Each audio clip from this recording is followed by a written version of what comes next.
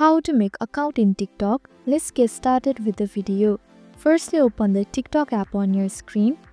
When the app opens, you will be taken to the sign up screen. Your TikTok gives you several options. You can use your phone, email, or sign in using your Facebook or Google. So simply choose your preferred method. Now enter your contact information and hit continue.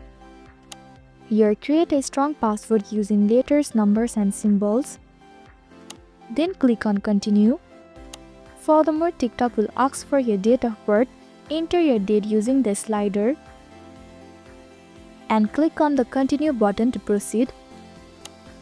Now create your own unique name by tapping on the add name option and hit save at the top right and confirm your action.